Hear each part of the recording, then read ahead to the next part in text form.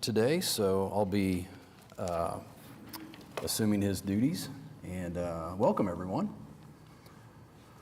All right, first item on the agenda is going to be items from the chairman. Have nothing from the chairman this morning. Second item on the agenda, residents to be heard. Do we have any residents signed up to speak? All right, no residents signed up. Next item on the agenda will be approval of minutes. The minutes of the October 3rd, 2025 COTPA board meeting were previously distributed. Happy to take any questions or if there are any discussion items from the trustees. Otherwise, we'll need a motion.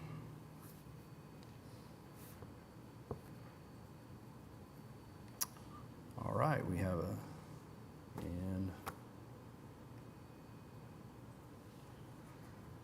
it passes. All right. Next item on the agenda, the consent docket. I think this is a first. We don't have anything on the consent docket, so we'll just skip on to the next item. Items for individual consideration, and it does appear there's a few items on our agenda here.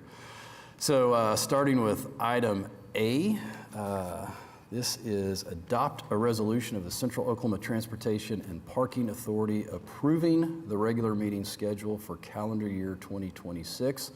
And I understand that we are going to strike that item to reconsider some of the dates. Is that correct, Jesse? That is correct, sir. Okay. And we'll be bringing an item to the December board meeting. Okay, so we'll be striking that item. Next item, item B on, we're going to be voting to strike the item, is that right? Do we have to vote to strike the item? Oh, okay, all right. Moving on, item B, adopt the resolution of the Central Oklahoma Transportation and Parking Authority authorizing the open market purchase of compressed natural gas for the, give me one moment. Compressed natural gas fuel for the operation of Embark Transportation Services, estimated annual cost of $200,000, effective retroactively from July 1st, 2025 through June 30th, 2026. Jesse, you want to talk about this one? Yes, sir. So as it is known, we opened up our compressed natural gas fueling facility at our location there at 2000 South May a few years ago. As we've gone through the process, we also identified that we should always have ability to have fallback. An example of a reason why we would need to do that. So we're currently experiencing right now some issues receiving parts with our current CNG fueling station, where we've been waiting now 3 to 4 months for a circuit board. So we're down to one compressor, so that limits our ability to fuel all of our buses overnight. So we wanted to have the ability to have a secondary source to be able to fuel our buses, and so that's what this item does. Allows us to be able to go off-site to be able to fuel our buses overnight. And just a reminder, if you think about it, so majority of our buses start coming back around 7 p.m. at night. All of our buses are back at our yard between 12 and 12:30 at night. However, we start our rollout, buses going out in the morning around 4:30. So we have to fuel, wash, and clean our buses within 4 hours. So it's important to be able to quickly fuel those buses. All right, thank you for the explanation. Can we get a motion for item B?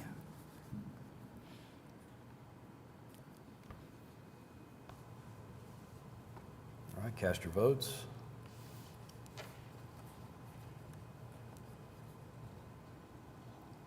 And motion passes.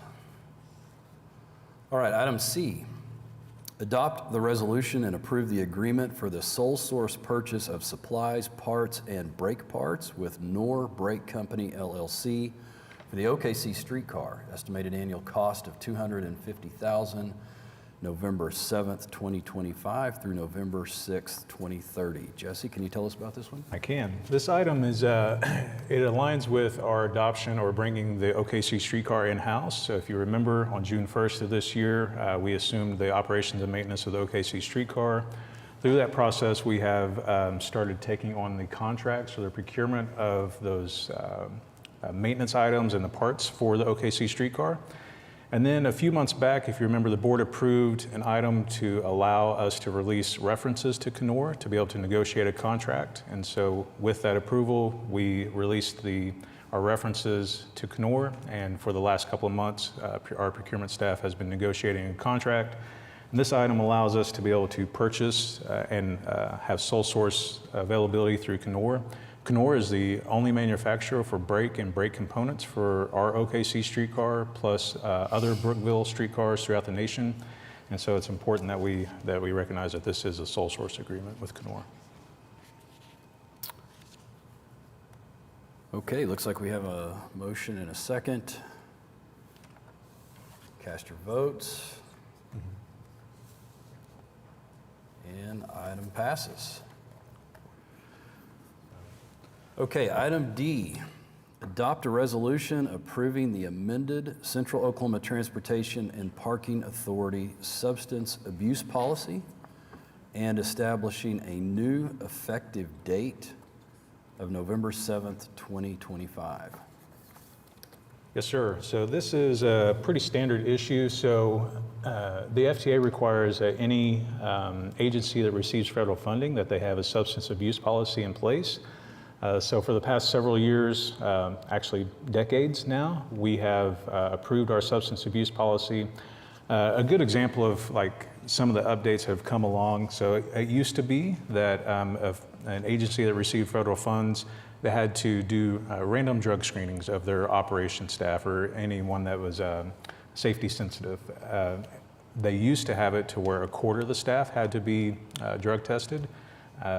A few years back, they updated the policy to now 50% of the staff have to have those random screenings. And so we're just keeping in line with any time the FTA releases a new update that we make sure that our policy meets those requirements. And that's what we're doing today.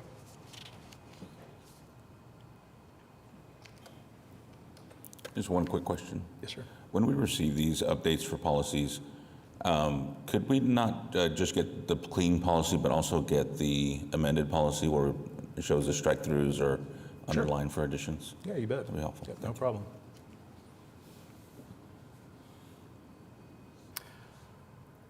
Okay, looks like we have a motion and a second. Cast your vote.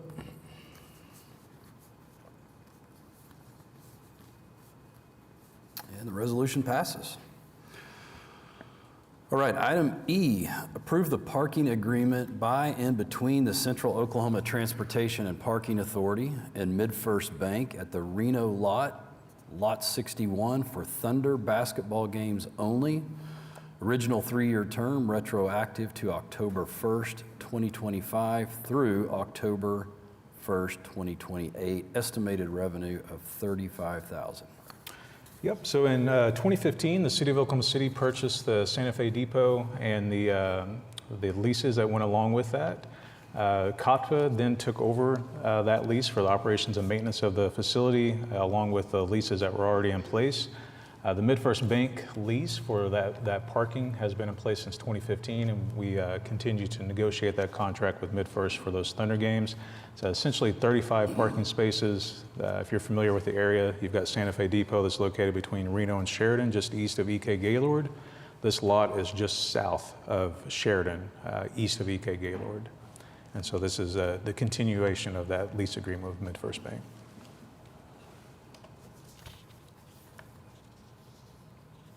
Okay, looks like we have a motion and a second. Cast your votes.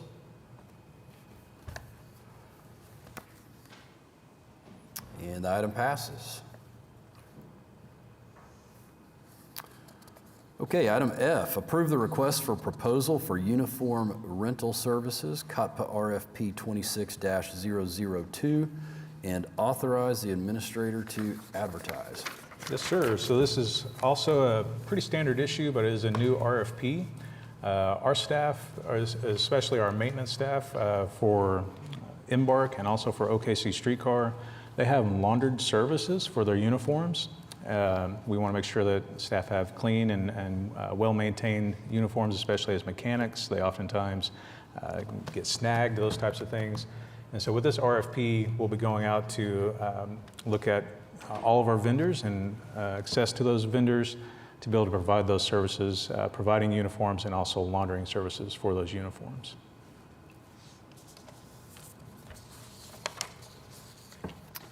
So we have a motion and a second. Cast your votes. And item passes. Okay, item G, approve the request for proposal for integrated audio-video systems, equipment, installation, and maintenance, COTPA RFP 26-003, and authorize the administrator to advertise.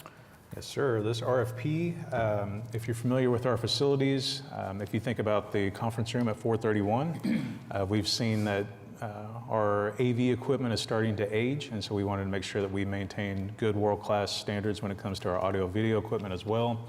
So this RFP would allow us to set up a contractor to provide those services for our audio-video equipment. Some other examples are our South May remodel that is currently in the process. You'll hear an update later today from Candy. But we also have conference rooms, new conference rooms that are going to be coming online, and so we wanted to make sure that we had AV equipment for those conference rooms. And then also, as we're looking into the future, thinking about our transit center and the possibilities, or with the Olympics coming in 28, we want to make sure that we have the ability to install AV equipment at our transit center as well. So this item would allow us to have a contractor in place to do all of those items, and also have a maintenance contract for those items as well.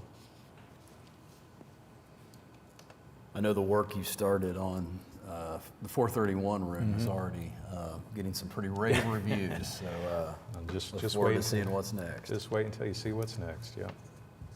All right, looks like we have a motion and a second. Cast your votes. And item passes.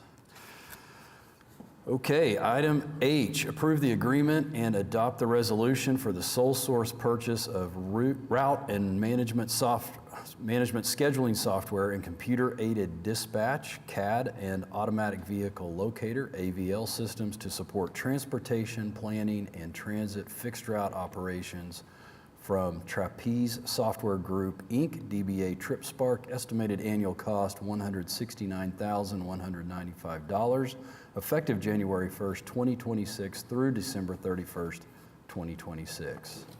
Yes, sir. So this agreement is with Trapeze, doing business as TripSpark. So if you're familiar with public transit, this name is, I'm sure, is familiar. So we've been in an agreement with TripSpark for many, many years. However, we are in the process of switching over to Clever Devices for our CAD AVL systems.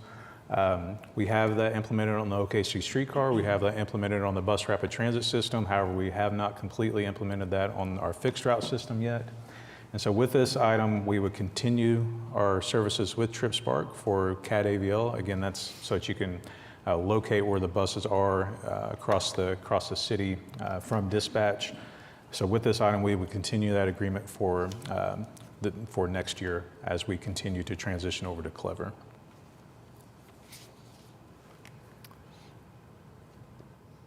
Okay, thank you for the explanation, Jesse. Looks like we have a motion and a second. Cast your votes.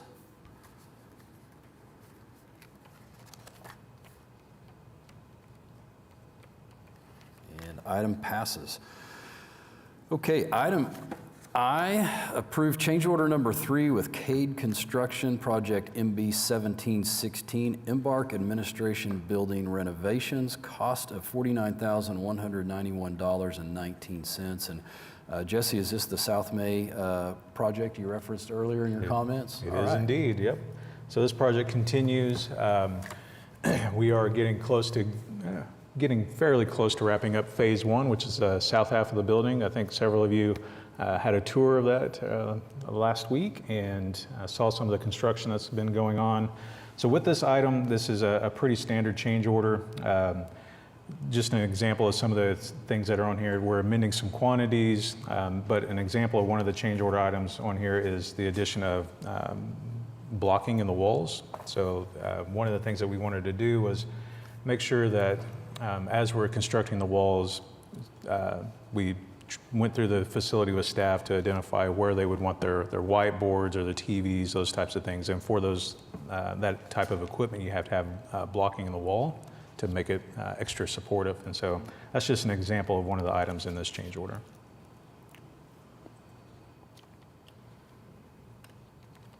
Okay, thank you for the explanation. Looks like we have a motion and a second. Cast your votes. Motion passes, and that's great news that phase one is moving along. Getting there. Getting close. Okay, item J, change order number 3 with Terra Construction LLC Project MB 1710, Embark Parking Garage Inspections and Repairs, various locations, $58,168.43. Yes, sir. So this item, with the construction or the maintenance continuing in the Arts District Garage, we worked with the contractor to identify the possibility of being able to perform the seal coating. I'm sure if you've been in Arts District Garage, you've seen some of the work going on there. To be able to perform that work at night or on the weekends, we identified that the weekends would be the least intrusive onto the folks trying to use that garage. So again, if you've come up here on the weekends, you'll notice that we don't have access. So with this change order, that allowed the contractor to be able to perform that work on the weekends. We are getting close to wrapping that up. We anticipate that potentially one more weekend and we'll be complete with that. So hopefully we won't have to worry about access to the garage on the weekends anymore. And just want to really quick give a shout out to Corey with coordinating all of that work, making sure that folks have as much access as possible to the garage. Jesse, I think the signage and the communication that staff did was also really helpful and effective. Just reminding people about the lack of availability on the weekends. So We tried appreciate to that communication. set the city record for the most signage for a garage project. Well, It worked. mission accomplished. Yep, it worked. Yeah, so, all right, looks like we have a motion. Do we have a second? Okay, motion and a second. Cast your votes. And motion passes. All right, rounding out items for individual consideration. Item K, renewal number 1 and amendment 1 of professional services agreement with Urban Transportation Associates, Inc. That's COTPA 2300326, Urban Transportation, for automatic passenger counter and reporting software for collecting and analyzing passenger data, January 6th, 2026 through January 5th, 2027. Estimated cost of $40,750. Yes, sir. With this renewal and amendment, we set up we continue a PSA agreement with Urban Transportation Associations. So just a little, information. So our buses are equipped with what's called APC sensors, or the automatic passenger counting equipment. So above each door, there's an infrared sensor, and that's how we are tracking folks that board or alight a bus, and that helps us track our ridership. And as our fleet ages, that equipment also ages. However, our maintenance staff, they do a really good job of trying to keep that up to date. But with this agreement, we'll have these folks come in and they actually plug into every single sensor, and they can visually see that infrared sensor and what it's tracking. And so that just ensures that we're able to have good, accurate counting with our ridership, and also to make sure that as we're transitioning our equipment over to Clever, that it will also communicate with that Clever equipment as well. All right, thank you for the explanation. Looks like we've got a motion and a second. Please cast your votes. Okay, item passes. Yep. Vice Chair, so I was Yes, sir. informed that we do need to go back to item A and make a motion to strike that and take a vote. Okay, yeah, great. Thank you, Jesse. Yep. All right, so can we get a motion to strike item A? So moved. We have a second? Second. Misty, did you get both those? And, okay, Yep, she got it. great, thank you. Cast your vote. And motion to strike passes. Okay, now rounding out individual items for consideration takes us to The next item on our agenda, ratification of claims and payroll. The payroll and claims docket should have been previously circulated for the trustees' review. If there's any questions or discussion items, please say so now. Otherwise, take a motion for ratifying our claims and payroll.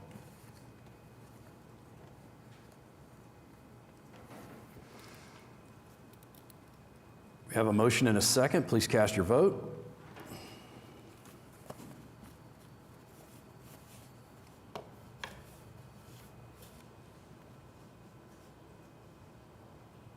All right. Claims and payroll are ratified. Next item on the agenda, receive our financial reports. Looks like we have a COPPA schedule of revenues and expenditures, budget to actual for 3 months ending September 30th, 2025. And Christina Hankins looks like is here to present. Good morning, Christina. Good morning. Since this is only for the first 3 months of the fiscal year, I'm going to keep this pretty high level, pretty brief. We'll get through it pretty quickly. I'm going to start us off with our transportation operating fund. So our revenues exceed our expenditures by $560,000. Our year-to-date revenues are $11.4 million, which are below budget by $560,000 or 5%. And our year-to-date expenditures are $10.9 million, which are under budget by $824,000 or 7%. Okay. Sorry, I thought I updated this slide, but I did not. The numbers are correct, but the things highlighted here are not necessarily all the things we're going to discuss, because that's a lot of things. However, if you have questions on anything that's highlighted that I don't mention, we can certainly discuss them. Starting off, I wanted to highlight Embark Plus. So we've collected almost $8,000 more than what we projected. And that's because our ridership is up 4.6% over last year.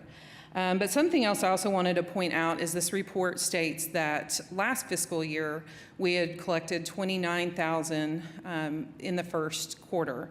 However, that number is incorrect because at the time the September report was ran last year, we had unrecorded revenue at that time of an additional $9,000. We did mention it during our presentation. It just wasn't updated here on this report. So the actual increase is around $2,000, around $2,000 between this year and last year. Jumping down, and I don't have it highlighted here, but the state subsidy, you can see that we projected that we were going to receive $633,000. We have not received that payment yet. However, we did get notification earlier this week that the payment is on the way, so we suspect that we will receive that this month. The payment will actually be a little more than what we projected. It's going to be at $648,000. Moving on to our expenses, we are either right on target or under budget in all of our line items here. Then moving on to parking operations, our revenues exceed our expenditures by $171,000. Our year-to-date revenues are $1.6 million, which are over budget by $31,000 or 2%. And our year-to-date expenditures are $1.5 million, which are below budget by $14,000 or 1%. Here I wanted to point out the big variance in leases. Jesse kind of talked, nope, sorry, that's something else. On leases, so leases, we have a positive variance of 11%. So we budgeted really conservatively, and we didn't account for our revenue in one of our leases with Bradford Law that we took on later in FY25. And then in our expenses, our parking garage operation is over budget, $67,000. This is due to paying PCI for all the work on the special events, which we had a lot of those events. In September alone, we had 36 special events. So, and then in other services and fees, this is where Jesse kind of talked about the agreement we have with the Thunder to provide parking. In FY25, we had expenses toward RICO for the playoffs. The city actually reimbursed us but they credit the expense. They did that in August. So because of that, it's making it look like we're underspending. That credit was around $78,000. So by the time you factor that in, we're actually pretty flat there. Moving on to river cruises. So our revenue exceeds our expenditures by $106,000. Our year-to-date revenue is $273,000, which exceeds our budget by $17,000 or 7%. And our year-to-date expenditures are $167,000, which are under budget by $78,000 or 32%. So you'll notice we budgeted conservatively in our general fares, specialty cruises, charters, and concessions. That's because with the river not being 100% accessible, we thought we would see a decline in ridership, which we did somewhat in our specialty cruises and charters, but not as much as we thought. And then in our general fares, we began running public excursions, which are 45-minute trips out of our regatta park, and they've actually become really popular. And as you see, we've actually collected more money this fiscal year than we did last year. So, and then you'll see our expenses are either under budget or on target. If you account the $76,000 of unrecorded expenses to HMS, which are footnoted on the report, we are about $12,000 over budget, or 5% in that one line item. And then rounding us out with our streetcar operations, our revenues exceed our expenditures by $540,000. Our year-to-date revenues are $1.7 million, which exceeds our budget by $20,000 or 1%. And our year-to-date expenditures are $1.1 million, which are under budget by $346,000 or 23%. So with that, that kind of concludes my presentation, but I'll be happy to take any questions you all may have. A question. As we have tenants, net neighbor, our parking garages move in and out, how much of a notification do we get when they might be leaving and in order to be making plans for our budget? Yep, I'm I gonna default can to take Corey that. on that one, or Yeah, I can take Jesse. that. So typically Corey does a really, I shouldn't say typically, Corey does a really, really good job of staying in communication with all of our tenants. We have lost a few tenants. I'm sure you remember the contract that we brought a couple of months ago. So yeah, Corey stays on top of all of that really, really closely and communicates with them often. So we usually get a fairly good feel of how things are going, if they're starting to see a decline and things like that. They do a good job of reaching out to Corey to say, hey, can we work on something here? Those types of things. Yeah. I just want to mention that you may already know, but the Philharmonic bought a building and they plan to move. So I just want to make sure that was on everybody's radar as well. So Yep, for sure. okay. Okay, any other questions? Okay, Thank you, Christina. thank you. Thorough report. We appreciate that.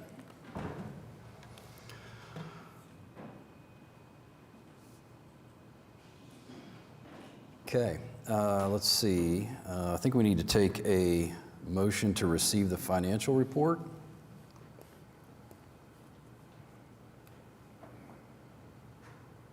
Did I miss that?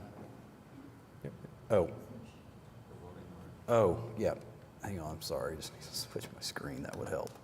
Okay. Cast your votes.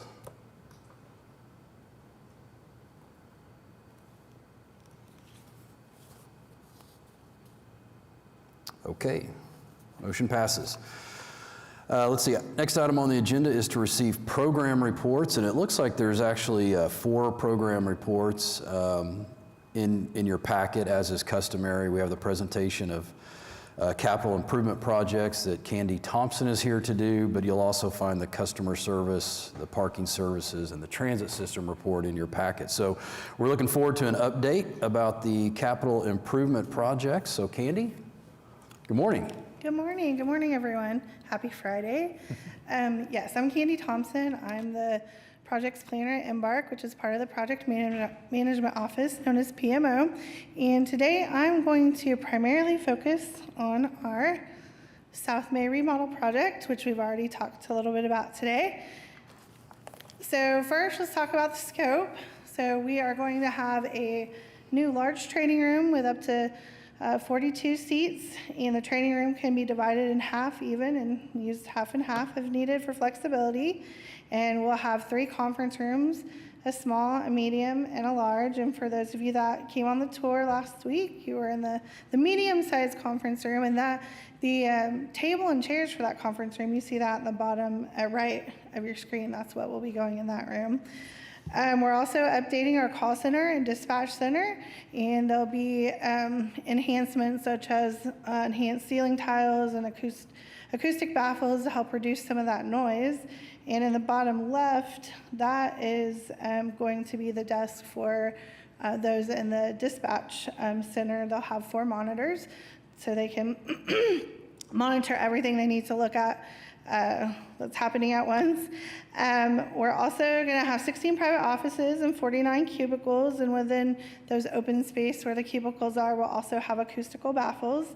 The cubicles for the open spaces, those are in the upper right, so they're very similar to Santa Fe Depot, which I really enjoy mine, and there's a lot of space and a lot of places to store things, so I think those will be really nice cubicles to have.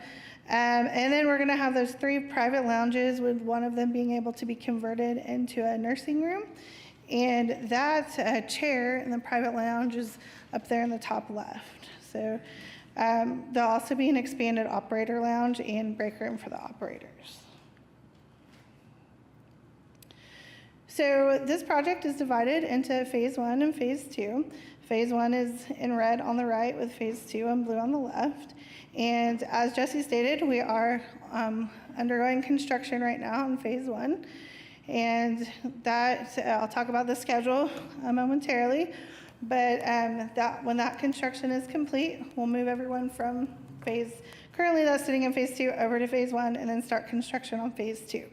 So I'm gonna show you several pictures from South May on that south side, and just to kind of orient you on the first picture, I'm going to show you the dispatch center, and that's going to be in the upper left, that northeast side of the red portion of this.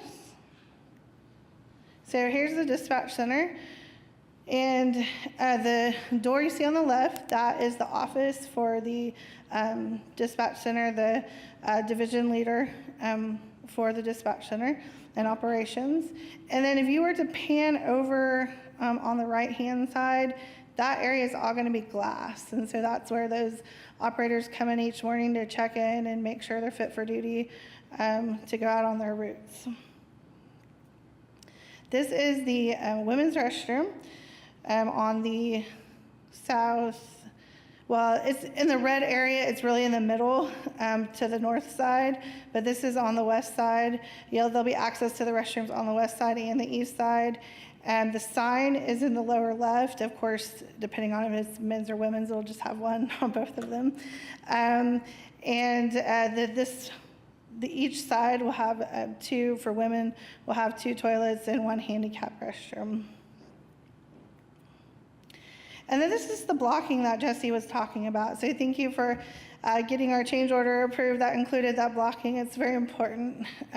This is actually in Jesse's office. We're standing in his office taking the picture. You can see the TV blocking there is on the left, and then our whiteboard blocking is to the right. And for those of you that were on the tour, you've probably seen a lot of these walls are up now. This is the framing, but we have walls now, and you can't see what's underneath, but we know this is there, and it's perfect to be able to mount these things. Here's that medium conference room I was talking about that y'all may be familiar with, and those the conference room table and chairs. This is where that will go.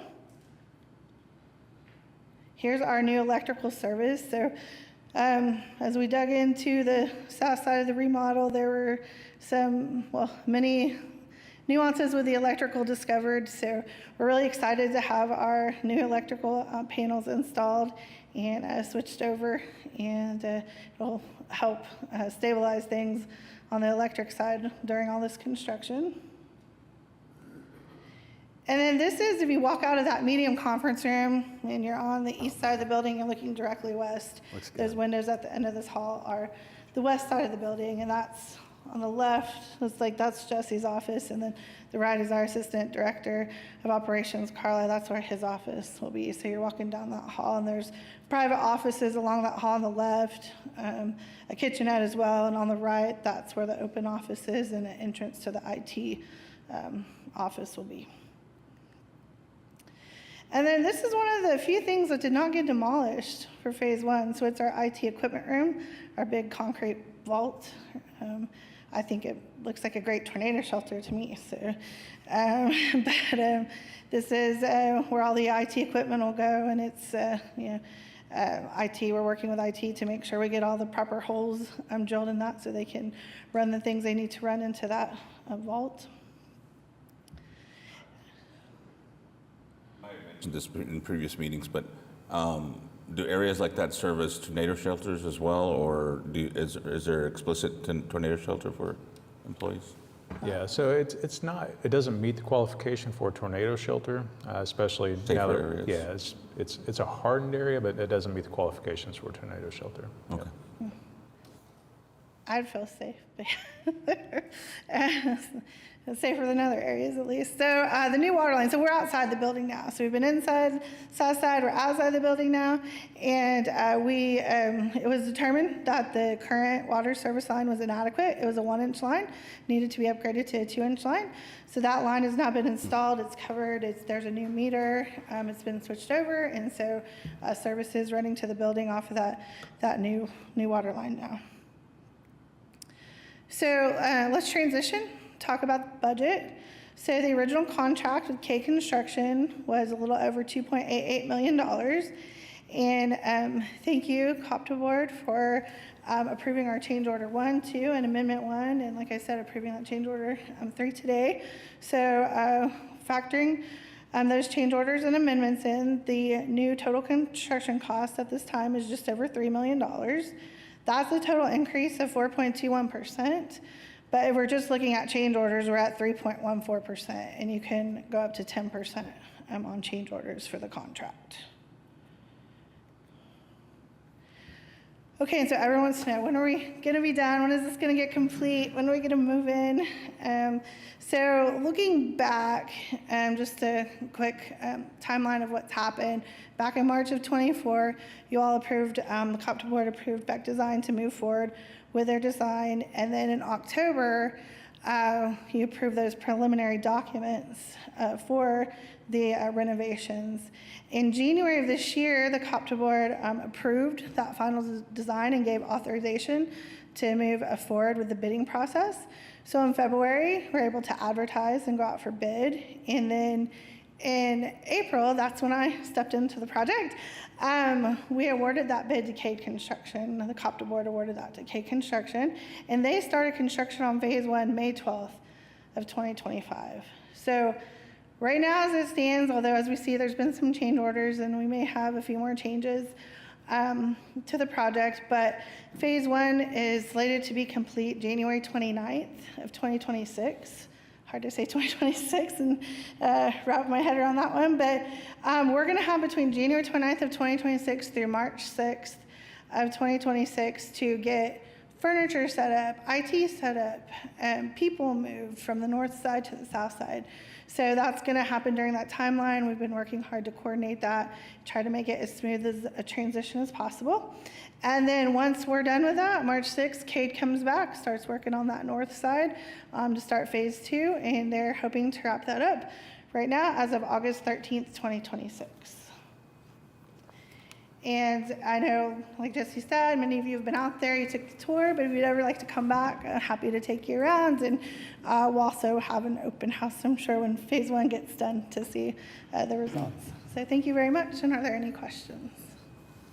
I don't have a question, but I do have a comment. I just want to thank Director Rush, the board, and everyone here and the team that was involved in the tour. It was insightful, enjoyable, very informative, so really appreciate the staff and the information that was received. I'd also like to just mention that I really appreciate the intentionality that went into the design and the scope of the project overall, but specifically the inclusion of a nursing room. I think that's really important for our nursing mothers, and I really appreciate that, so thank you. Anything else? Thank you Thank very you, much. Candy. Thank you.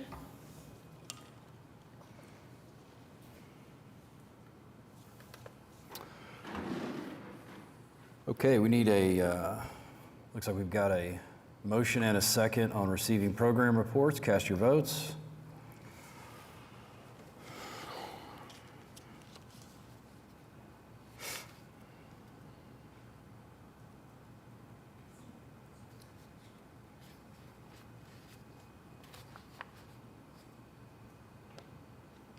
Okay, motion passes. All right, next item on the agenda, items from trustees. Do we have some items from the trustees? I know it's available in our packet, but I would like to just draw everyone's attention to the rapid Northwest ridership numbers, which just continue to increase. It looks like 52,193 riders in our most recent report here. And I just wanted to draw people's attention to that being an increase over the previous year of 41,049 residents. And so that's the sort of stuff that I really like to see. And I'm excited tomorrow night. I convinced some friends who live near me in Paseo to park their cars with me over at 31st and Classen and use the BRT to come down here tomorrow for a gathering. And so it's been kind of clicking in my head a little bit more how if you live, and this is kind of a PSA for people in the southeast quadrant of Ward 2, but if you're in Central Park or Edgemere Heights or Jefferson Park, Paseo, there are opportunities, I think, even though there's not an official park and ride, but to park alongside the neighborhood streets near these stations.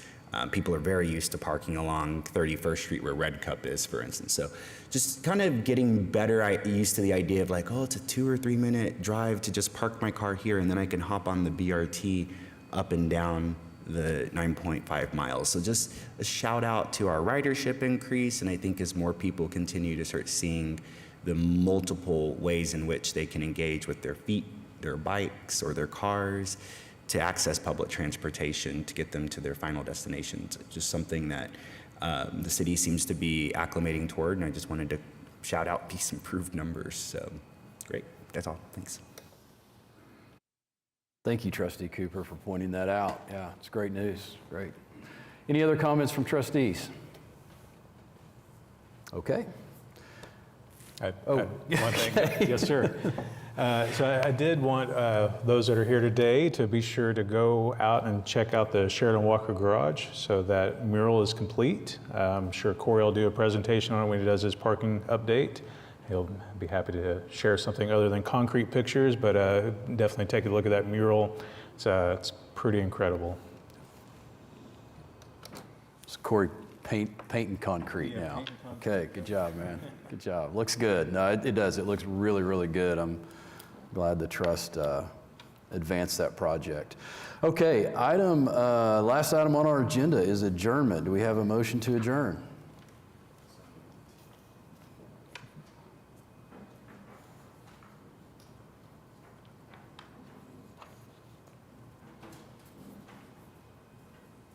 We have a motion and a second. Cast your vote.